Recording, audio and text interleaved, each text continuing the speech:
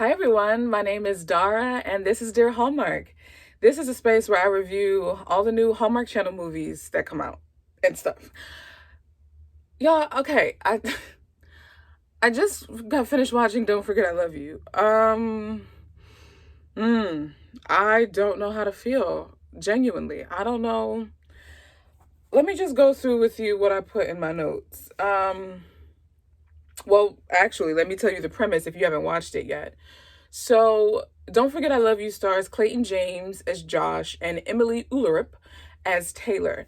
Taylor is an extremely detailed, organized, scheduled business owner of a home organization, or not home organization, but just an organization and cleaning company. She is doing extremely well for herself.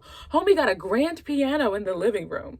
I'm trying to get into the home organization business if that is my end goal. I mean, if that is the result. And insert one of the first lines of confusion for me. So she like the they show us a building with her business's name on it called Space to Live, but yet we never see her walking around the building. She only has one employee. So I'm not sure why that is. That was the first element of confusion. Item number two, she has this ritual. She wakes up, I guess, to an affirmation playing on a podcast or her clock or something. She has meals prepared for the week. Literally almost everything in her refrigerator, save for the drinks, is in Tupperware. And so all she got to do is just put it in her bag and bounce. She squirts a couple things of lemon juice, and I don't think she actually drinks. Like, I know I've heard like lemon juice and water is really good in the morning, but I never see her with water. It's always her just squirting lemon juice in a cup and then drinking it. And then she goes into work where she has her assistant, Kyle, who's played by the same guy from Where Your Heart Belongs, who's marrying Mackenzie's best friend. Sidebar, he does amazing in this movie. I digress. So she comes in, they have a dialogue, and then she's like, I gotta go to my dad's to go celebrate. And I'm thinking, did time just jump? What's going on? Is she taking the day off? Because she never takes the day off. They overemphasize how she never takes breaks, but yet she's going to celebrate with her dad on her birthday. So I didn't know how to take that. But this is another movie where we have a case of an extremely disciplined, scheduled, organized woman and a man who's just everywhere. So when she goes over to her dad's to celebrate, he gives her this map, which leads her to, I use the quotation so late, whatever. He leads her to a place in the backyard where she finds that her mom buried a time capsule in there. In that time capsule is a birth certificate, some type of painting or something, her first tooth, and her cards from one of her oral presentations because she had major anxiety about that, and challenges. And she is supposed to complete these 6 challenges, and she said that would be her mom's gift to her, is her completing the 6 challenges. So throughout the movie is her completing these 6 challenges. Where Clayton James' character comes in, Josh, he is her across the street neighbor. Can we talk about the difference between her house and his house? I went live on Instagram to watch as I watched some of this movie, and one of the first things that came to mind, his house looked like the before and her house looked like the after shot of an HGTV project. How, like, her house sticks out like a sore thumb.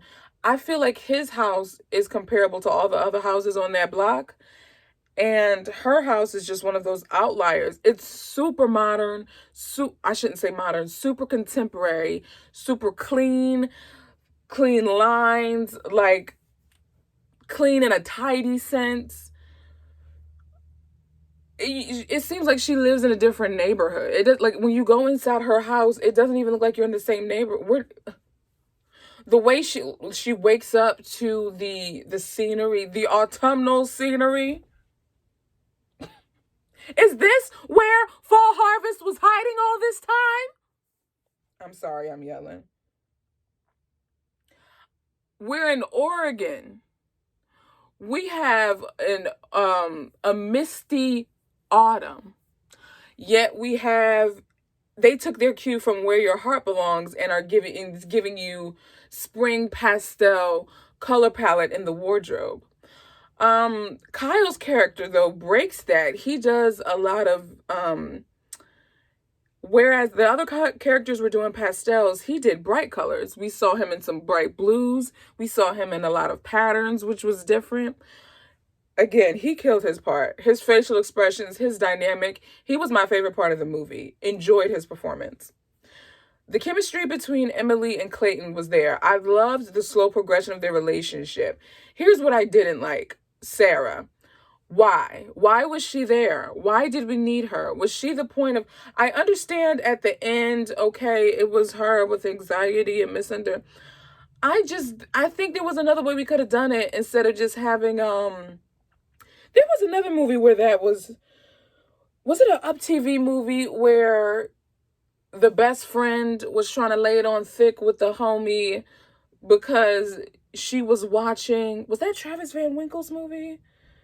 No, I know there's another movie with that same love plot where the best friend of a deceased mom is now in the life of the daughter and the father. And so the father was like, well, it makes sense that I proposed to you because you've just always been here. But he really loves Taylor, who's Emilie Ullerup's character. I don't know. But that's kind of what it is. Okay, let's go through the 6 challenges. The 6 challenges: meet someone new, do something you're afraid of, don't do anything for a day. What else? Do something spontaneous. I'm missing one, and then the last one was tell someone I love you. Y'all. Oh, this is another 30, because she's turning 30. And so this is one of those other 30th birthday movies, because we just got one with A Very Merry Bridesmaid. Man.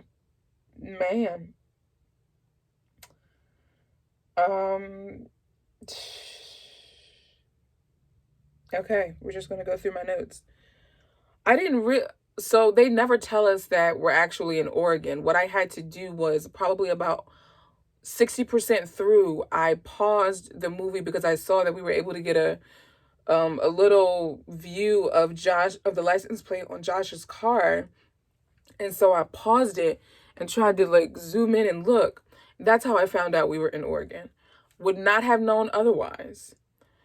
But they gave us gorgeous scenery for days. That bridge scene was so aesthetically pleasing. It's ridiculous. So beautiful. Ridiculous.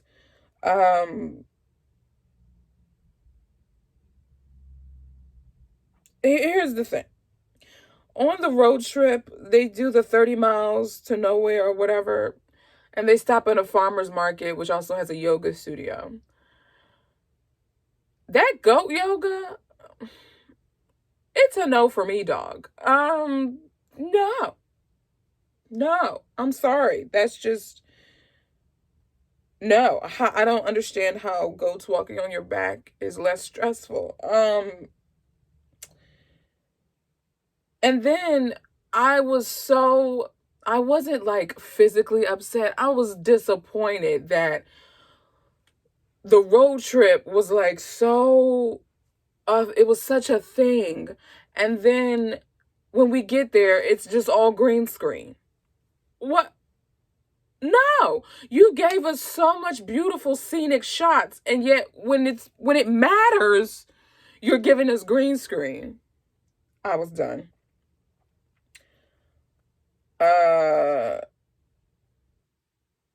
And then I love the part where this is the 5th one. Do something on a team. Be on a team, because one of the lines where I chuckled the most was when she played basketball on Josh's Little League team, and when she was finished, she was like, "Oh my gosh, I did it! I passed the ball to a human being." I was like, I love that line. It made me laugh. And the sushi scene where she was making sushi and he opened the rice like this and it just went everywhere. I love that scene too. Emilie Ulluerup, my sister Bree, because you know my last name is O'Brien. She's one of my faves. She's such a natural. She reminds me of Brennan Elliott, where I feel like she really embodies a character that she plays. You believe her as Taylor. She is all in, all the marbles, all the eggs in the basket.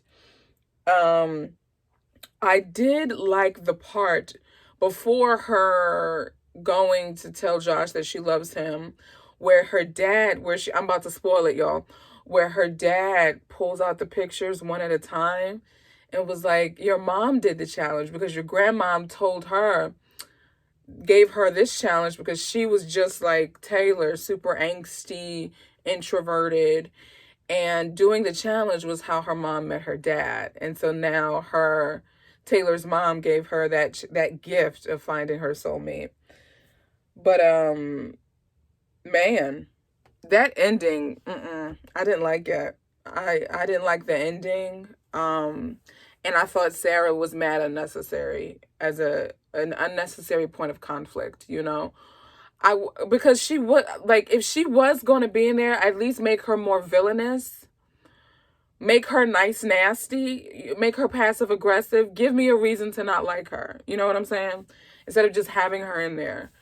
But all in all, I have to give this, oh gosh, I don't even know, 3 crowns. I mean, it was shot beautifully, like I said, and I enjoy their chemistry. And Emilie Ulluerup is great. The child is gorgeous. I kept staring at the child's hair. Her hair is so beautiful, and she did well. I think the child's name is Chloe. Yeah, but yeah, I have to give this 3 crowns. I don't know where I'm going to put this in my ranking.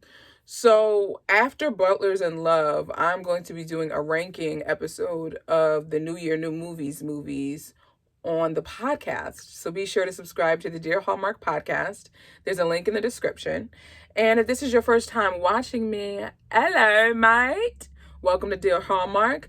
Don't be a guest, become a family member, subscribe. It's free.